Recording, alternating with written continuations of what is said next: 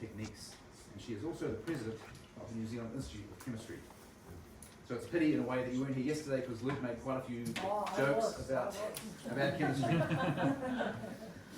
Most of them in reasonably good nature. So it's very good to have you sharing this evening, and I'll hand things over to you, Julian. Thank you.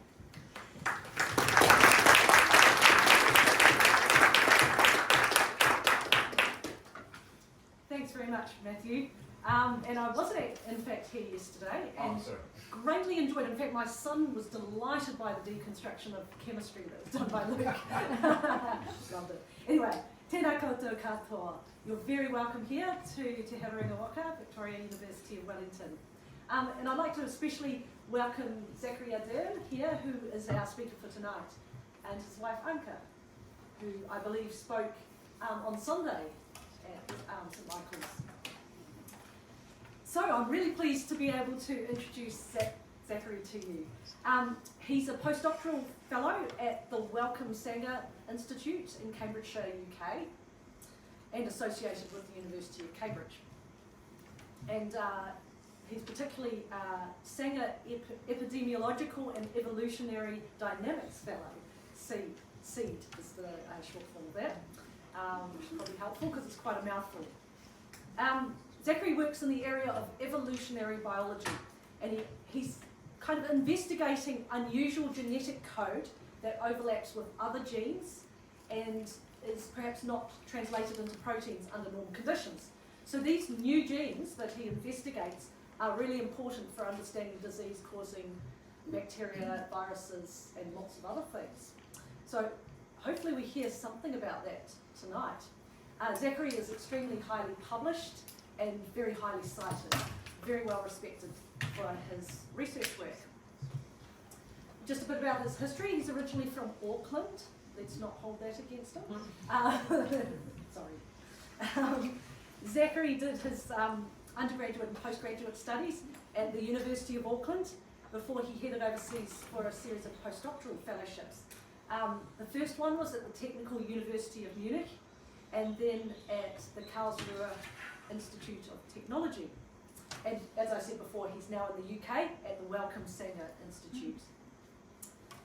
So I think tonight we're going to maybe hear a bit about biology, but also some of the philosophical and probably belief aspects that Zachary is interested in. So tonight's seminar asks the question, is there any purpose to evolution?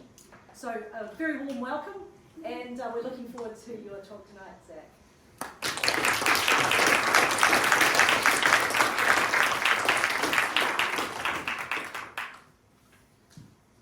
Thank you for the introduction. Thank you everyone for coming. Hopefully this introduces some interesting questions to you and precipitates some discussion on purpose and evolution, two topics which a lot of people would assume don't go together and might even be antagonistic towards each other. So to start with, I want to introduce some thoughts about purpose, and then evolution, and then how I see these two things overlapping. So purpose is about intentionality, it's about goals, it's about something that we want to achieve. A classic example of this is an archer aiming for a target. In biology, we see purpose all the time. Maybe especially in development, in embryology or the study of the growth of organisms. A lot of people, at least, would look at this and see this as a purposeful process. It's not just random, it's not just going to go in any direction, but it is moving in accordance with some kind of plan, which is encoded in the DNA, and maybe in other molecules of life as well. There's a clear sequence to these images, which we might have a rough understanding of, or if we're biologists, we'll have a very deep understanding of, which is in some sense purposeful. It's going somewhere, it's directed, it's not chaotic, it's not... So we understand a lot about evolution, and I see plenty of evidence for evolution. I just wanted to flag here that we don't have overwhelming proof when we talk about evolution or anything in science. But what we do have, which is really persuasive, is lots of separate pieces of evidence that fit together. And that's the kind of approach that I'll be taking towards the topic of this lecture, and it's the kind of approach I take when thinking about evolution, or when thinking about faith, or other things as well. It's not about proof, but it is about how do things fit together in a coherent way. And that's what I see the story of evolution doing for the biological history of life on Earth. My particular research is a molecular angle on evolution. And this is a famous video you might have seen. It's that evolution in front of our eyes are sped up.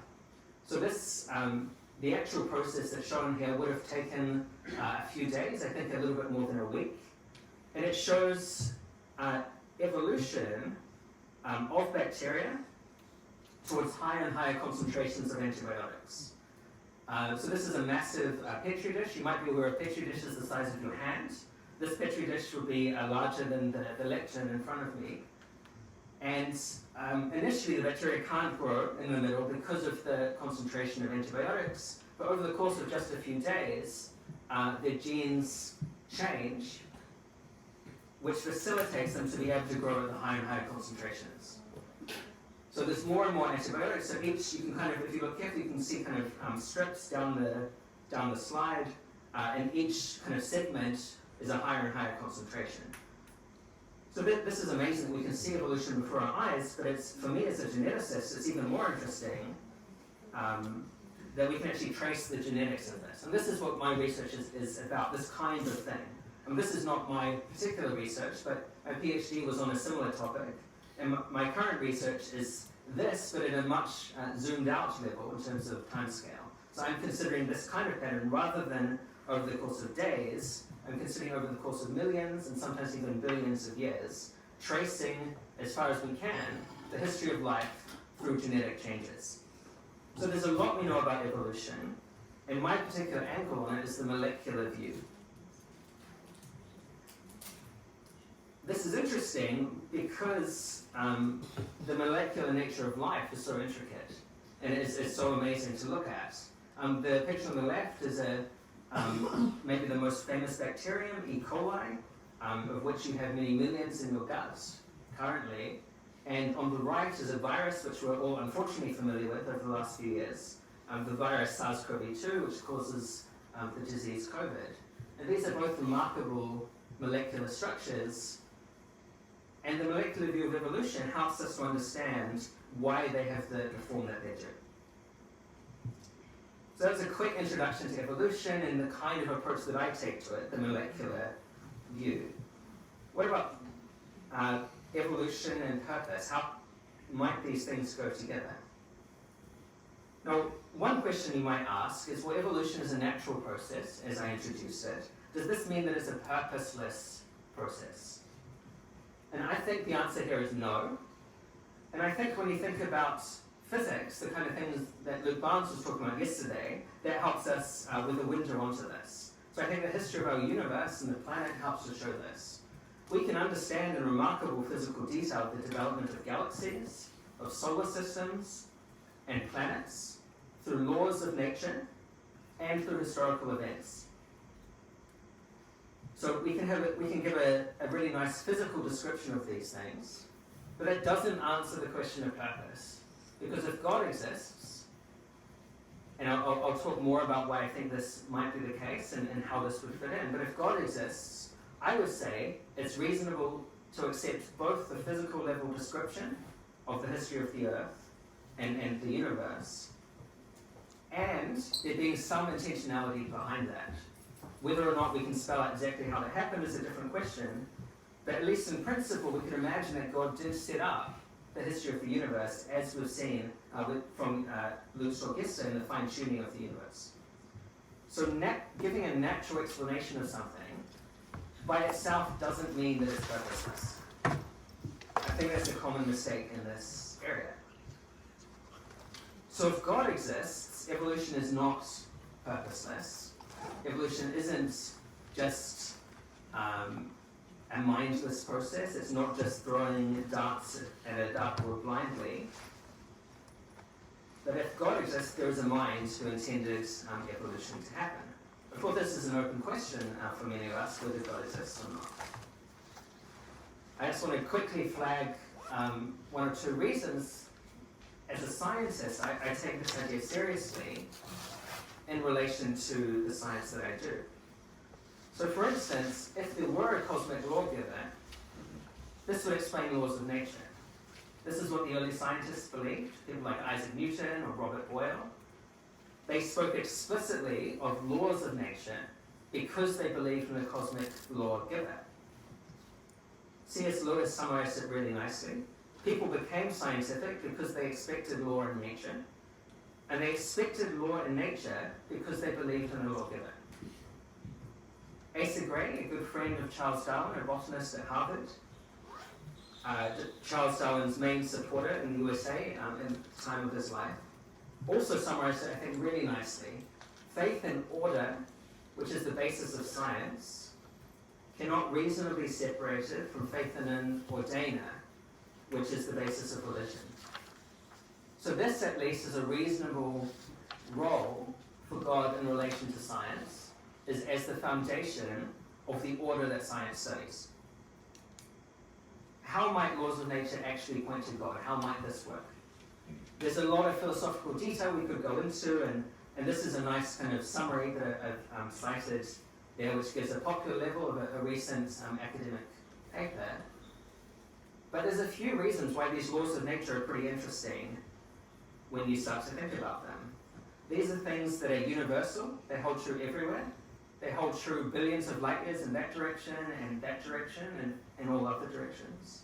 They have an elegant mathematical description.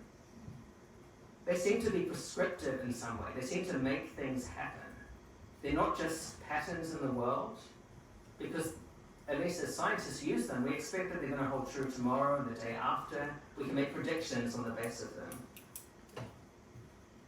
All of these things might seem to make sense scientifically, but they're also abstract. They're not even tangible. They're not something, the kind of thing that science usually deals with. And they're contingent. As far as we can tell, they could be different. And I think all these basic properties of what laws of nature are make a pretty interesting set and raise the question of why are they there? Why is there this fundamental order in the universe? This is not the kind of question science even tries to answer. Science asks, what are the laws of nature? But this deeper question is, why are there laws of nature? And why do they have these properties? An atheist philosopher, one of the leaders in the philosophy of science, actually rejects laws of nature precisely because they seem too closely connected to their theistic heritage. People like Isaac Newton. She summarizes it as, I think the concept of law, that in the concept of law, there's a little too much of God. We try to finesse the issue. She spells this out with some philosophical approaches. But in the end, the concept of a law does not make sense without the supposition of a lawgiver. So this is at least an open question in the mainstream philosophy of science. What are laws of nature? Could they fit maybe better within a theistic framework than an atheistic one? So that's just one pointer that I think scientists should take seriously when asking the question of whether God exists. So this is just background, kind of warming you up to the idea that thinking about God and evolution together might actually make more sense than you might have thought when you came in here. So another angle is, before we talk about evolution in detail, another angle is the preconditions of evolution, some of which Luke talked about yesterday. I won't rehash that, other than to say that it looks like if we want a universe where matter even sticks together in some way, we need a remarkable amount of fine-tuning.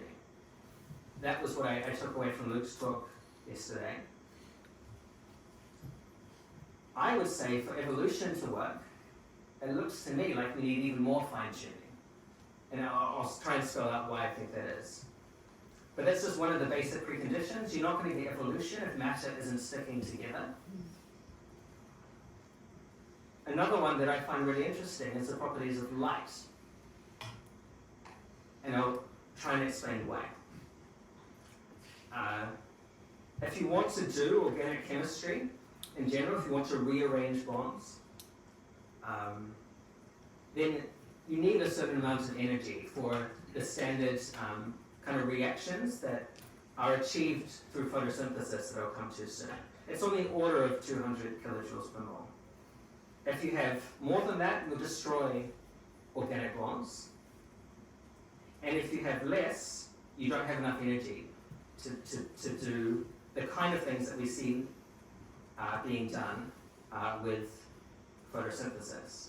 So if this energy is coming from light, as it is, both for photosynthesis and vision, based on the energy that you need, you can work out the kind of wavelength of light that will be useful.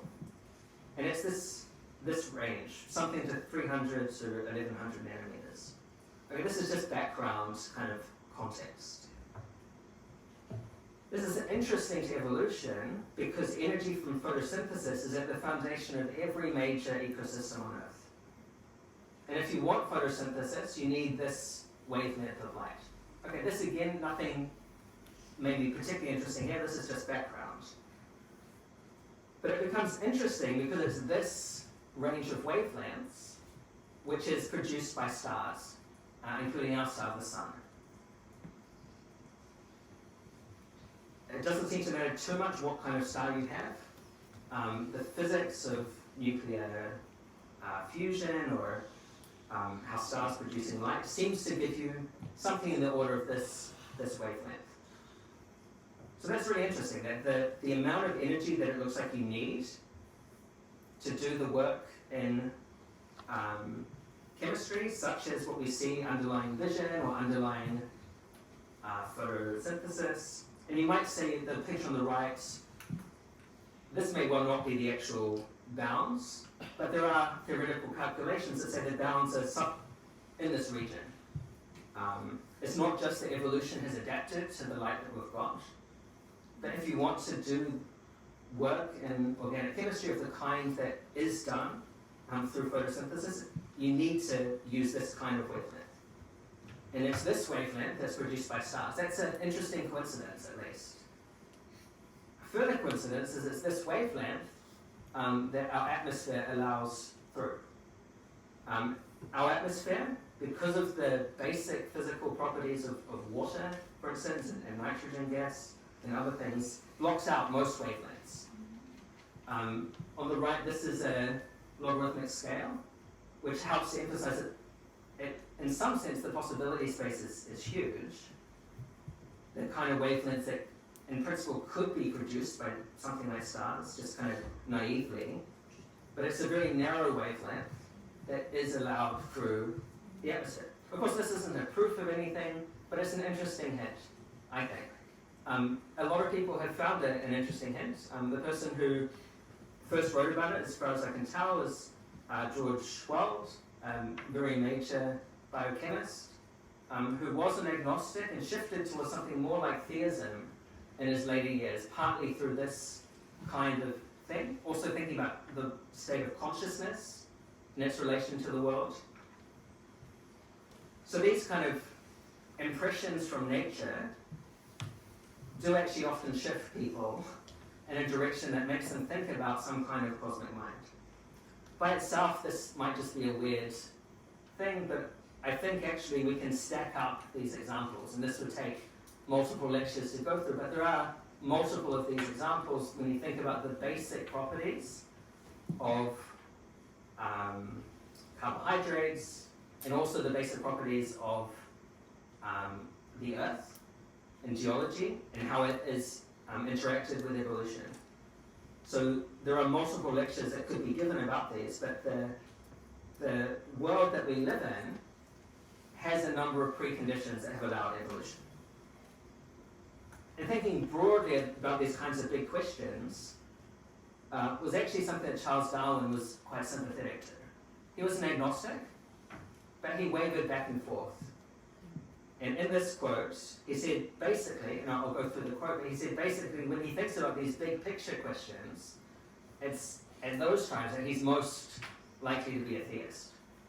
There are other things that push him in the other direction, but he was very open to theism because he thought these kinds of questions, the big picture preconditions of the world, were pointing in that direction. So it's another source of conviction in the existence of God, which is connected with the reason and not with the feelings, impressed him as having more weight. And that is what follows from the extreme difficulty, or rather impossibility, of conceiving this immense and wonderful universe, including humans with the capacity of looking far backwards and far into the future, as a result of just blind chance or necessity. When thus reflecting, I feel compelled to look to a first cause, having an intelligent mind, and I deserve to be called a theist. So Charles Darwin also took these big picture questions very, very seriously in thinking about God. Okay, hopefully so far this is not too controversial. Especially if you came to Luke's talk, you might think, okay, maybe there's some hints of design outside of biology, but surely evolution has got rid of hints of design in biology. This is very much the mainstream view, that people used to believe in design, but then evolution came along and of course undercuts all of that kind of talk, at least within biology. Many people I could point to who talk through this kind of thing. This one I find helpful, from Professor Susan Blackmore, who's very much working in line with the work of her friends Daniel Dennett and Richard Dawkins. They're very impressed with the nature of the evolutionary algorithm, of how evolution works step by step. And as she puts it, it's this inevitability that I find so delightful. The evolutionary algorithm just must produce design. And once you understand that, you have no need to believe or not believe in evolution. You see how it works. So in her view, and I would say the view of Daniel Dennett and Richard Dawkins, once you understand the basic principles of evolution, you've explained design, and that there's basically no more questions to answer about the question of design in biology. And I'll be questioning this view. Of course, Charles Darwin also held something like this. The old argument of design in nature as given by Paley, which formerly seemed to me so conclusive, falls. So this is William Paley and his natural theology, now that the law of natural selection has been discovered. So he would agree with this basic picture that there may be design outside of biology, but inside biology, it's been undercut. And of course, I want to accept this to some extent, that often when we do find a scientific or mechanistic explanation of something, it does undercut an attempt to infer design. So we might look at the world, something in the world that looks designed, but once we understand it has a law-like explanation, the inference to design becomes much less plausible. This is just one example that came to mind, a particular kind of rock that when you look at it looks like a creature, and perhaps when people first found these, they looked at this and thought, oh, this must be designed. But now we understand more or less the processes by which these rocks form. It doesn't seem to make sense to appeal to design to explain those properties. So there are some cases where this is fully reasonable, and a mechanistic explanation has undercut design. But I want to ask the question of whether this is always the case. Now, I think it's clearly not always the case. So this is based on an analogy that was given by Asa Gray, the friend of Charles Darwin who I mentioned. But this is updated to the modern world. Imagine a car. We might look at it and think this is obviously the product of design. What if it turns out that that car was made by a fully automated factory? We can give a fully mechanistic explanation of the origin of that car. Has that ruled out the reasonable inference to design? No, it hasn't. It's just pushed it up a level. The factory needs to be designed. The mechanistic processes need to be designed. So the fact you have a mechanistic explanation by itself doesn't answer the question of whether you should still make an inference to design. There's a lot of work on this recently, discussion in the philosophical, theological literature, My friend Dr. Zachary has written a couple of books related to this. If you're interested in this area, please do look into them. We've also had some discussions together on the internet about these things. This is the preconditions. What about evolution itself? Is there anything inside evolution that might fit with this picture of the world of it being designed? And there's three things I want to quickly go through. First, the idea of laws of evolution. Secondly, some interesting events within evolution. And thirdly, some basic features of evolution. If you're not a biologist, some of this might go over your head, that's okay. Hopefully you get the gist of what I'm trying to say. There's a number of features of evolution that may at least be pointing towards rather than away from purpose. So the first is quite famous, I think, this phenomenon of convergent evolution. That the same thing often happens multiple times in evolution. The same body form has evolved separately in placental and marsupial mammals in many cases. This is one of the most famous examples, but there's hundreds of examples of this. One famous proponent of this is the Cambridge paleontologist Simon Conway Morris, and he's listed literally hundreds of these examples of the same form occurring again and again, which doesn't fit the previously standard picture of evolution, that it's basically purely contingent, historical, it could have gone in any possible direction. There do seem to be deeper laws or constraints that bias the way what happens in evolution. And again, my friend Aroka Kuyonen summarizes this. The more laws of form explain evolution, the more natural selection starts to look merely like a search engine discovering forms, or like an architect building ready-made blueprints.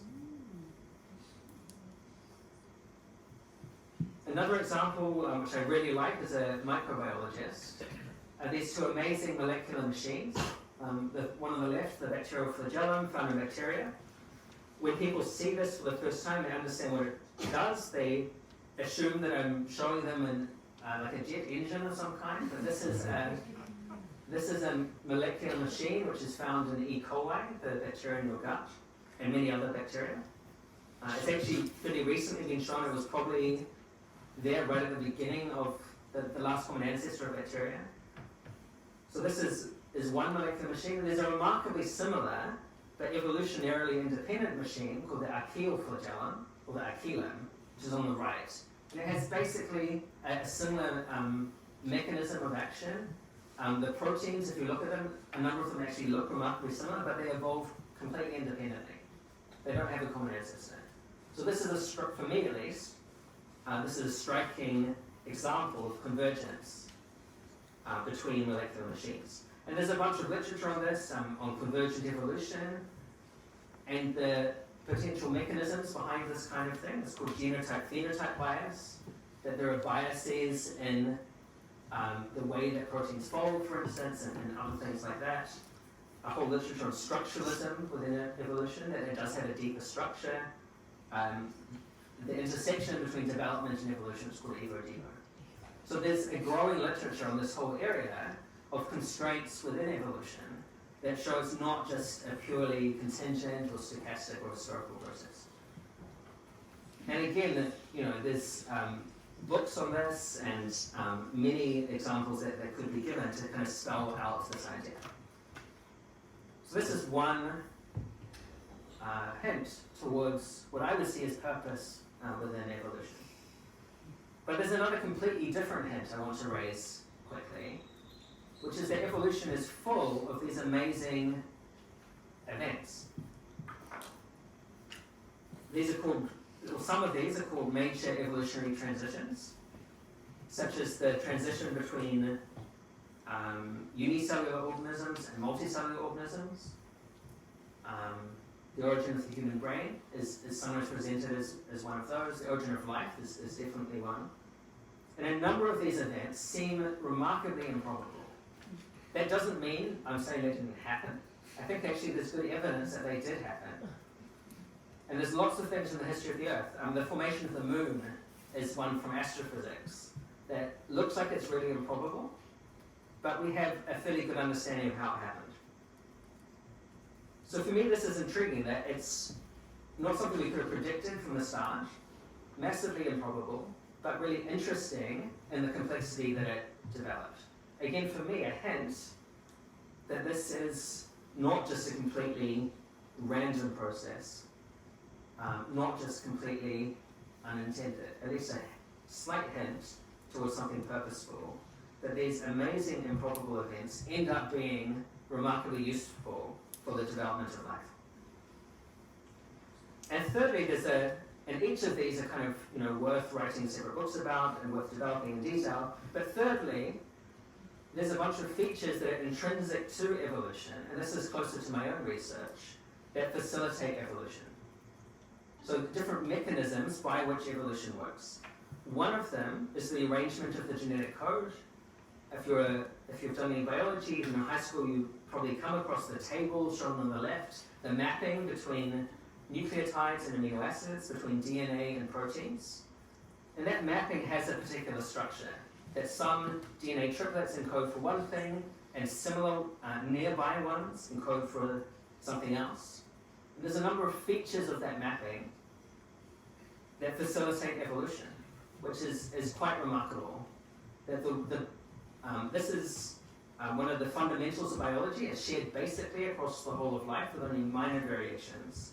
And built into this very fundamental feature of life is something that facilitates evolution. I've written a few papers related to this, and there's a number of others in the literature. That the genetic code, one of the fundamentals of life, is set up really well for evolution. And there's multiple examples. There's a wonderful book on some related things, the topic of evolvability, from Professor Andreas Wagner, one of the leading evolutionary biologists in the world. As far as I know, he's not a theist or a Christian, but he's very interested in these underlying principles that facilitate evolution. Natural selection can preserve innovations, but it can't create them. Nature's many innovations, some uncannily perfect, call for natural principles that accelerate life's ability to innovate. And I would say this is increasingly becoming a mainstream view in evolutionary biology. And for me, this fits perfectly with what I would expect coming from a framework of fine-tuning. The existence of these principles helps to explain evolutionary biology really nicely, but it leaves open the deeper question of why is the world set up so nicely so as to facilitate evolution in these ways. He said it in a more technical way in one of his technical papers. Both natural selection and the non-random organization of complex phenotypes as biological forms in genotype space, that's in the possible DNA sequences, are essential for organic evolution. Together, they help us to understand how immensely complex phenotypes can arise through multiple cumulative adaptations. That's a more technical example of this general principle that he's highlighted in his popular book.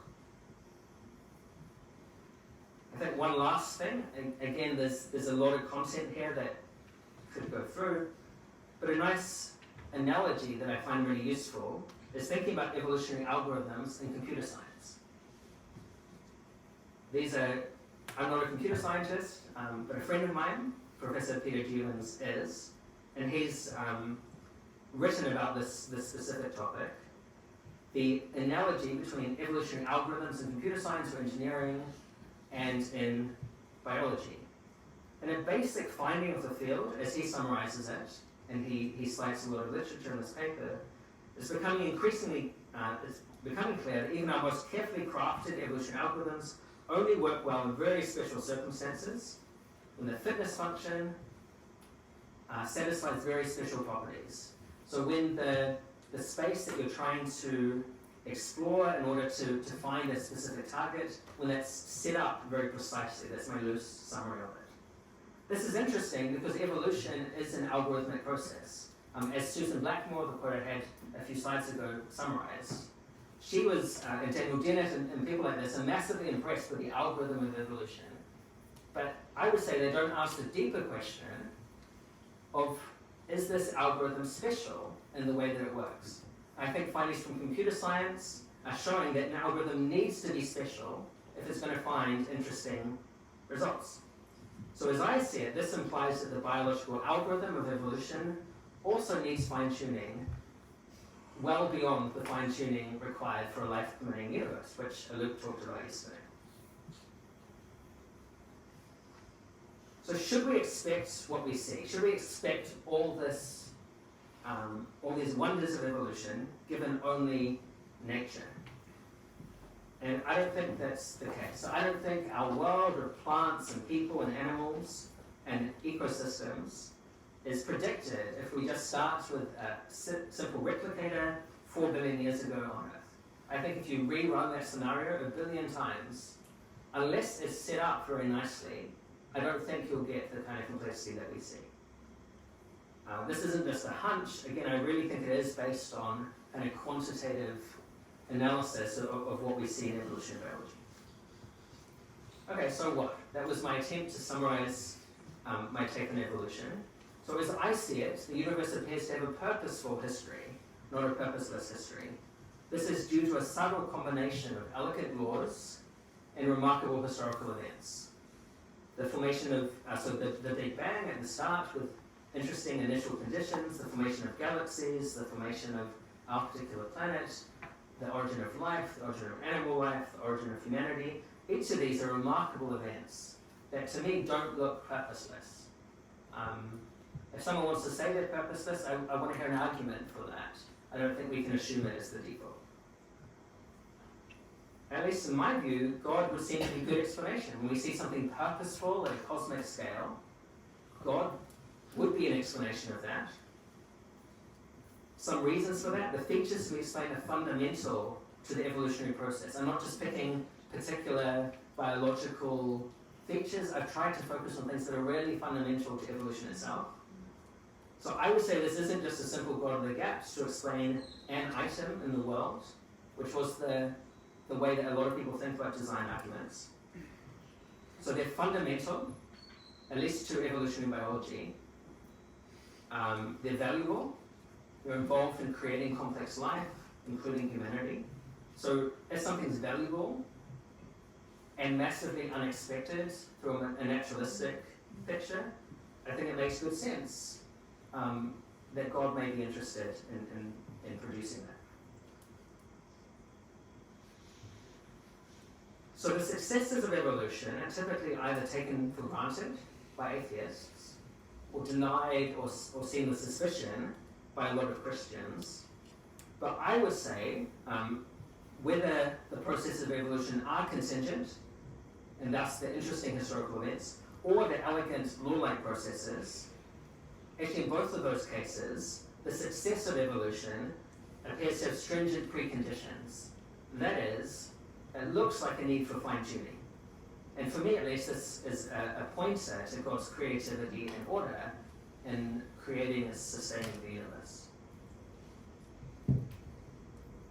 So back to this starting question of purpose. As Tolkien saw it, and I would agree, if you don't believe in a personal God, what is the purpose of life is unaskable and unanswerable, since there's no one to whom to direct the question. If the universe could answer, it would say, I am as I am. There's nothing you can do about it. The alternative, of course, is that there is a personal God, in which case it makes sense to ask these questions of, what is the purpose of life itself, and what's the purpose of my life? We can ask these questions if there is a mind, a purposer, and these questions are kind of brought out of the category of silly questions we shouldn't talk about, and into the category of questions that are actually quite reasonable and important. Last slide, you might have been wondering, how does this relate to Christian faith specifically? There's some kind of purpose, so what? Well, I would say it's at the foundation of belief is found in the creeds, like the Apostle Creeds. They start with the fact of creation or purpose. The start of the Gospel of John is a Christian affirmation that Jesus is actually central to that purpose. Of course, this is just the start of Christian faith, but it's a good kind of first plank which can be built from. So on that note, I look forward to your questions.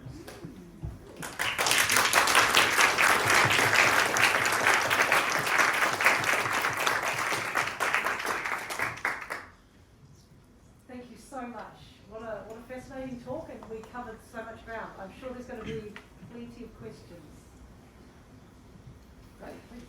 Can we go all the way back to your definition at the very beginning and the little video you had of the bacteria that were adapting to antibiotics? Yeah. I've never heard anyone define evolution that simply. Are you referring to the biological change over time of a single organism? Because you didn't, it doesn't necessarily, I'm confused about, are you saying that an organism is changing into another organism?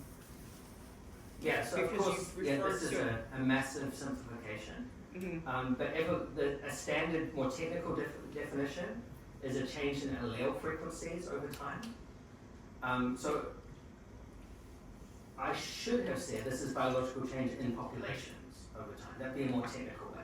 It's not within single organisms, but it's within it's from generation to generation. Sure, okay, yeah, that's So- actually what I meant, is Yeah. Yes. So when I say over time, I was implicitly thinking about deep time, over billions of years, because I talk about how life on Earth has changed from a single cell organism to multi-cell organism. So this is over deep time. There has been this change to see through the geological record. And evolution is the process of that change. That's one way to summarize evolution. So, okay, so if that's the case, and an organism or a group of organisms can become something else, why are humans never afraid of giving birth to anything other than a human? Why should we, and why don't we, can we not, I don't know, like, it would be really cool if we could evolve ourselves to Yeah, so just not so be susceptible to cancer or just to whatever. explain this video, that this is multiple generations. Because bacteria, their lifespan is, like their generation time is on the order of 20 minutes for E. coli, which is this. This is sped up over the course of days. So this is thousands of generations that we're seeing, or at least hundreds of generations that we're seeing here. The point being that evolution is changed from generation to generation. Each generation isn't much changed genetically, but we can quickly extrapolate. We can easily extrapolate this and see, we can work out the rates of change, the amount of change, and the picture fits. If you're skeptical of evolution, that's kind of a whole other question which we can talk about. But I would say very strongly, the picture really does fit when we extrapolate the changes that we see around us. But maybe we'll need to follow up. Well, I guess after if I can ask that. just one more question, I guess what I'm confused about is, in this example, are you saying that these bacteria are something other than bacteria at the end of their evolution process that's described in this video? Or are they still bacteria? Or I'm just, because So you went I- from this to, Yeah, of course. I think this is a standard and typical and very loaded question, which I just don't think is helpful. Because the question I would put back towards a question like this is, say, mice and rats. Are they the same thing? Most people, even young earth creationists, will accept that mice and rats have a common ancestor. But they're not the same thing. So the same thing depends on the scale at which you're looking at it. There's genetic changes that we can observe in real time. We can reasonably extrapolate. This is the process of historical science, the same as we do for geology, or astronomy, or other historical sciences. It looks like you're skeptical. We can follow up. I'm after, just but- confused. I'm just trying to understand what you were saying, because we went from this to species to all this. It's just trying to put it together. That's all. And Yeah, that's fine. We can follow up. Thank you for your talk, very interesting. I had a question on. Oh, sorry. So we've got one from the front. No, Who no, next? Come on. In terms of evolution, there's a story we normally hear, which you told us. Something we don't often hear, or I can not really heard anyone talk about it, is why some animals, we're told, haven't changed over many, many millennia. And from what I understand about evolution, they should have. Why have, say, the tuatara? We keep hearing they're just the same as they've been forever. Why haven't they changed? Yeah, so evolution is very hard to predict, and we can see some causes that do change, and some things that don't change, but still genetic. So they haven't changed in their basic body shape, but they have still changed genetically. That we still see diversity within the population. There's not a simple explanation of why some things change and some don't. There have been different, it's very complex. There's different environmental pressures that have led to some changes that just haven't operated. The tuatara has been fine as it is. It hasn't needed to change. Other things, they've gone into new environments, and if they had not changed, that they, the descendants that did not change did not survive.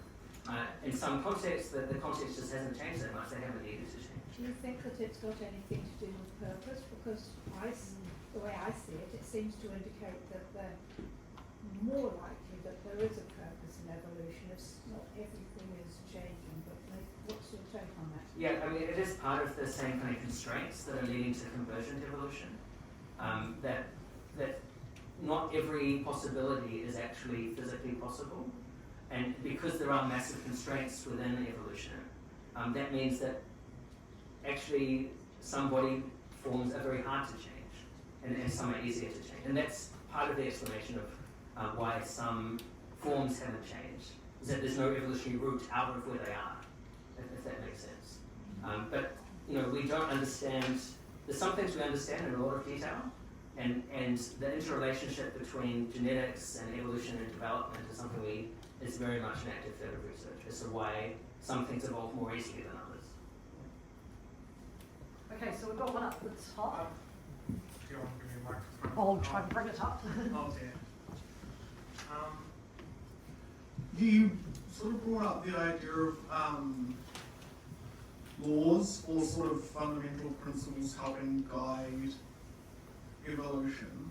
I was going to ask, in the sense of one was conversion, but also I guess there's a question of driving principles or forces. I heard one theory being that sort of life is a lot like a machine moving energy from one place to another, and in the process increasing entropy. So we would expect to see life rather than not see it because the universe likes increasing entropy. Is these kinds of ideas of what drives life or what focuses life as these sort of laws of evolution you brought up? Yeah, that's a good question. So I'm not a physicist, so certain physicists do think of evolution in those particular ways in very thermodynamic terms. That's just not where I'm coming from. I'm interested in the kind of molecular biology details of it, and the kind of the biological principles, things like the genetic code and the different like protein forms that we see here. So I think there's some fundamental biases, and some of these can be drawn back into physics, like the shape of proteins. And some of them, the connection to physics is just way too complicated for us to even try and follow. So yeah, that doesn't directly answer your question, but physics will be driving some of this, and some of it we don't understand, but we do see these kind of higher level things like convergent evolution at the biological level. And for me, it doesn't really matter whether there is ultimately a physical basis for that. That just means physics is super fine-tuned, or if it's a high level biological law, then there's additional laws that are fine-tuned. It doesn't really matter either way, in my view.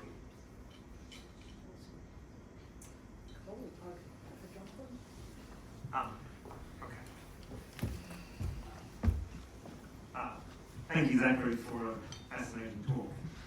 I wonder if we could just think a little bit more about how God interacts with the universe in your area of evolutionary biology. I suppose part of my question here would be, are you envisaging a situation in which God sets up, if you like, the initial conditions, which then play out according to quite specific fine-tuned laws and so forth? Yeah. And so there's a purpose from the beginning, but there's no ongoing, quote, intervention. Or do you have a sense of God somehow intervening from time to time, so to speak? Yeah. And if so, through what mechanism? Is it at the subatomic sort of level, at the quantum level, or something else? Yeah, that's a great question. I'm very open to both. And one of my main thoughts in this area has been it doesn't really matter whether there's a lot of okay, so I'm not going to make a case for specific interventions because I think that's the kind of thing that is easily undermined. People have done that in the past, and then people have found out, oh, there's a mechanism behind that. So what I think is a more a wiser way to go about it is to look for things that look like they're fine-tuned. And then it doesn't matter whether there is a mechanism or not, because then I think any mechanism will itself need to be fine-tuned. If the end product is fine-tuned, like the car that's designed for an automated factory. If it turns out that the car was made from a factory, then you've just pushed it up a level, the level of fine-tuning. Most of what I've been talking about has been implicitly assuming that it's at least possible that it was set up from the beginning. But then this kind of thing, where you have an amazing improbable event, I think that could look like an intervention. Whether it actually is an intervention is kind of an open question. The same would be true for many biblical miracles. There are cases, a professor called Colin Humphreys, who's a materials scientist, has written about this. There's various cases of Old Testament miracles that could well be explained through natural processes, which God was superintending or supervising in some sense. So I'm not worried about the mechanism in that sense, because either way, God was clearly involved. When there was a specific historical event at the right time in biblical history, I think it's reasonable to infer God was involved in that, without having to know the exact mechanism of divine action. In the same way, I would say in biological history, there are some amazing events that look massively improbable, but I don't want to say this was an interventionist miracle, because I can still see the traces of evolutionary history. There's still clear evidence of common ancestors to those creatures. It's just that was a remarkable event, in the same way as some of these biblical miracles that could have had physical causes which were superintended by God. Hopefully that kind of starts to answer that question. Could I just ask a Yeah. supplementary in that case? Yeah. Just a quick supplementary, which is, given that either are possible from your perspective, would it be the case that in either case that things have worked out as God intended, or perhaps not? In other words, So this is is the world we have now what God intended it to be, one way or another? so this is strongly straying into territory which theologians will be more comfortable with. But I would I think there's good theological reasons for holding to that quite strongly. Whereas a lot of people interested in evolution from a Christian perspective would kind of push away from that and say the world has a lot of freedom and God doesn't necessarily kind of know what's going to happen even, or at least doesn't control it.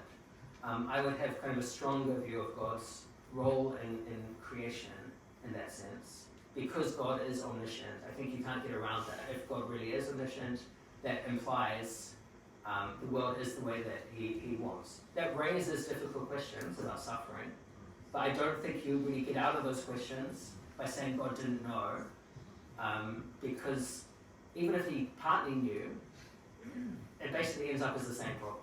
If he's even if he's not completely powerful and completely omniscient, if he's partly powerful and knows quite a lot, he's still to blame for the suffering. So that's my take on it, is that it's not helpful theologically to minimize God's attributes to try and get around this.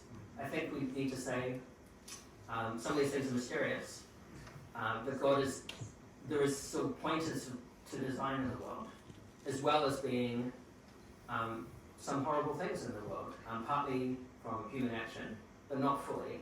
And that's a bit of a mystery why that's there. I could talk for a while on that, but that's my take on it. Cool. So we've got questioner here and question here, so we'll go over to there. Okay, first I did want to thank you for coming to talk to us about this. It was really interesting to me, and I think it introduced to me a really new perspective that I hadn't really thought about before.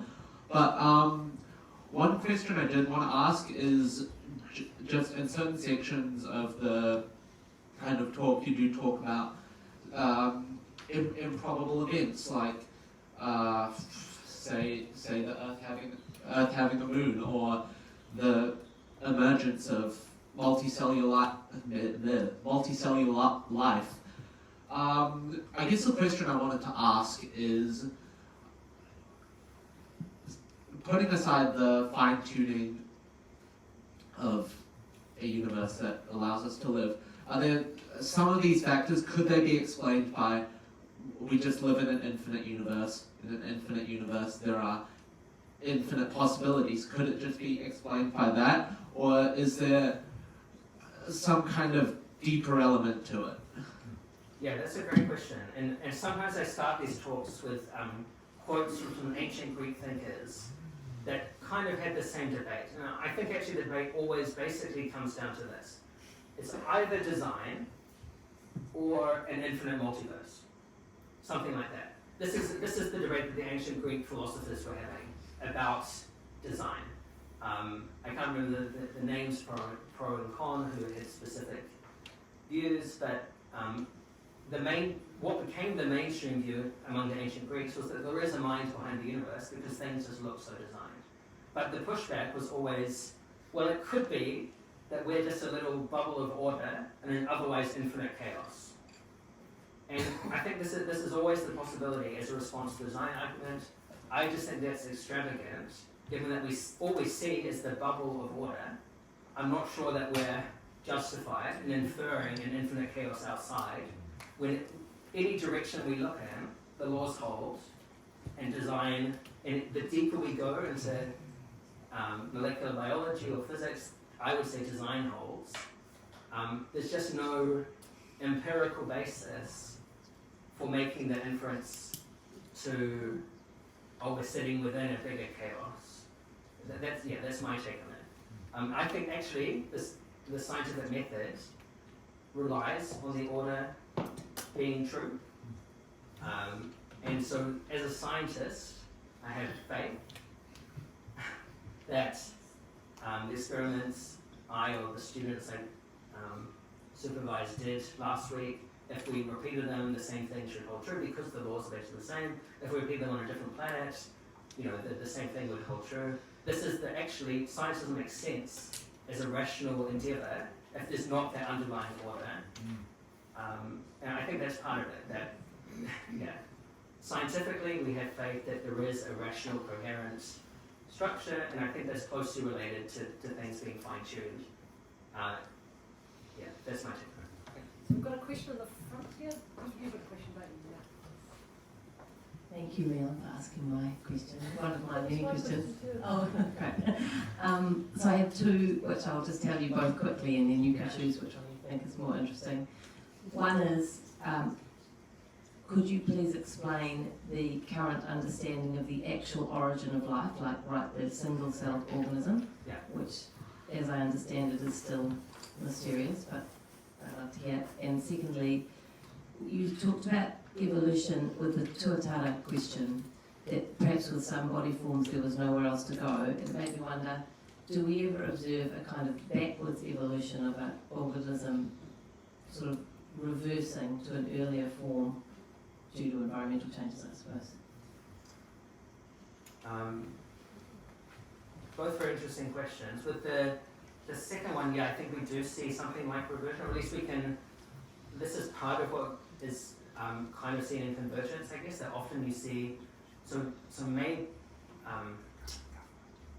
a lot of mammals end up looking like rodents, and that kind of, something like, that was really harsh.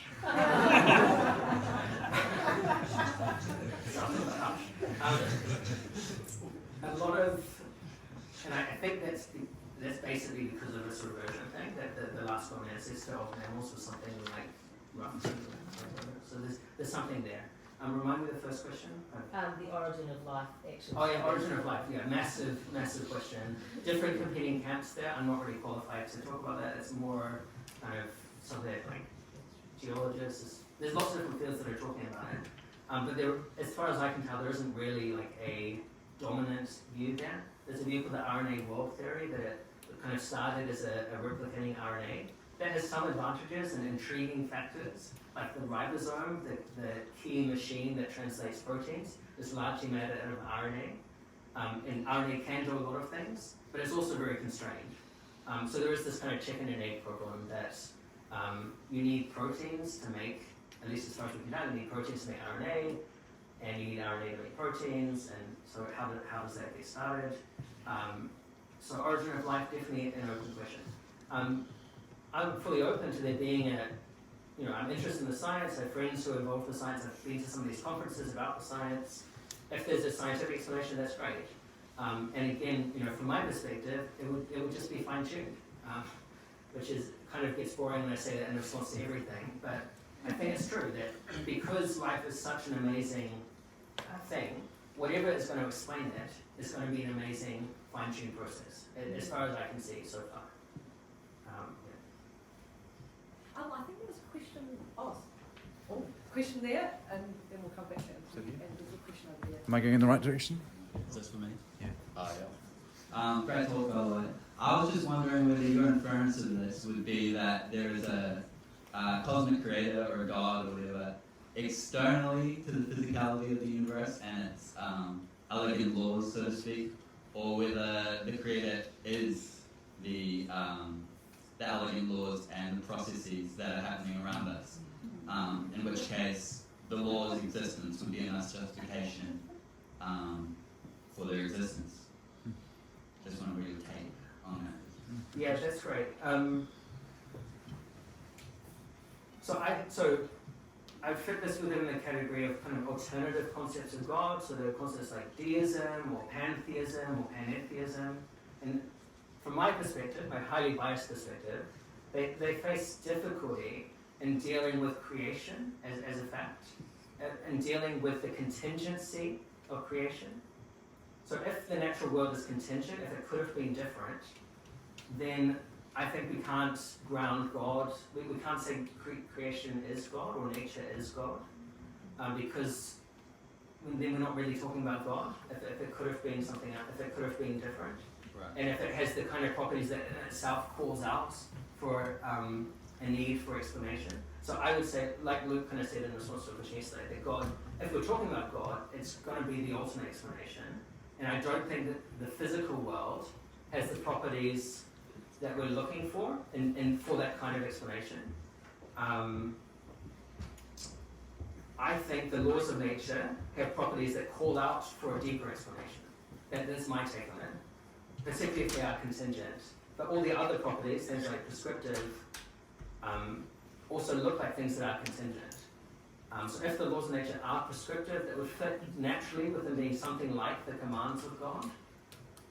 That was the view that Newton and Boyle and such had. So that's why I would point to God as the deeper level explanation of the world, rather than something within the world itself. Because the world just doesn't have the explanatory capability to be the kind of deepest level explanation. Can I supplement that? If the justification is that it couldn't have been any different and that's why the laws are not enough justification as like a creator, how can we then go on to say that it is extremely fine-tuned and it could have been any other way?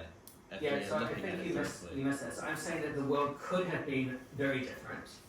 Therefore, it can't be the ultimate explanation. Okay, I see what you're saying. So the ultimate explanation, I think, can't be contingent in this kind of way. Yeah. Cole, we have a question here, a question there, yep. And then we're coming over to the side because there's Dennis here. I have two questions. The first is that, so in the past, when people didn't understand things like thunder or lightning, they assumed that it was God. Yeah. So how we, with this, like on the slide now, how are we different from those people? Is it just that we don't, if we further understood science, then we would understand how this worked without me as a guide. And the second question I had, which seems now remarkably fulfilled, is that you said that it was very unusual for us to have a moon, but there are other planets in the solar system that have like 50 moons. Yeah, no, that's great. So why is it unusual? So the first question is this light appealing to Zeus to explain thunder? A great question. It's a very common question. I can't find the slide, but one of my slides I say we're dealing with something that's fundamental to science, particularly when asking about something like laws. Are there laws of, what's the explanation of laws of nature? That's something that's fundamental to science itself.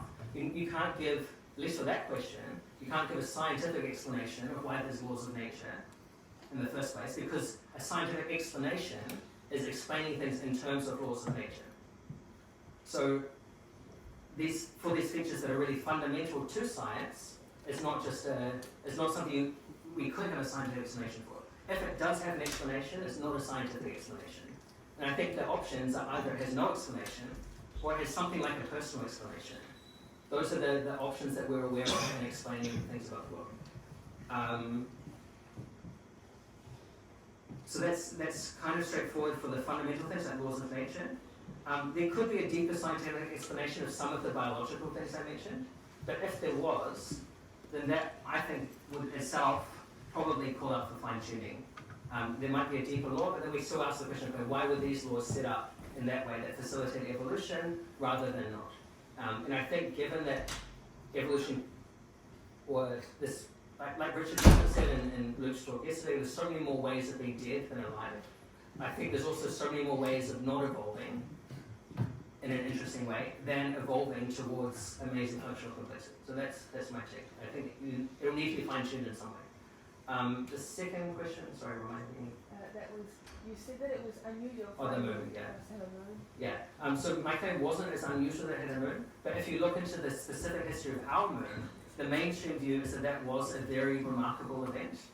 And it looks like there was an amazingly, it had to be a particular precise collision to form our moon. So I'm not an astrophysicist, I'm not sure if that's how convincing that is, but I think there's a number of things in the history of the Earth that look like remarkable events. And it's not that other planets couldn't have them, but it's the whole set of amazing events that had to happen in order to get complex life on Earth. One of them was the amazing formation of the moon. Yeah. So I think we've got one question here. We do have a number of others, but we're going to have to wrap up pretty soon. Yeah. So maybe we can chat afterwards. So can we take someone else's? That was more theological than oh, biological. okay. So. Well, actually, I think that was an amazing place to stop and just call a halt to the main proceedings.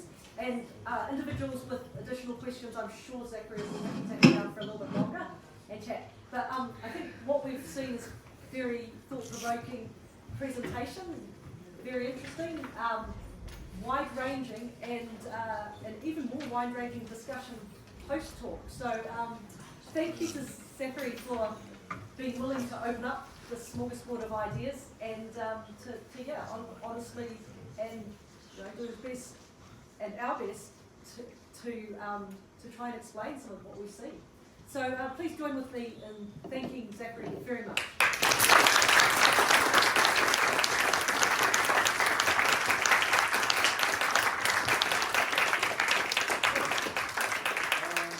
I just wanted to give Zach a small token of our appreciation from the Chaplaincy team. Thank you, Zachary. Appreciate your work.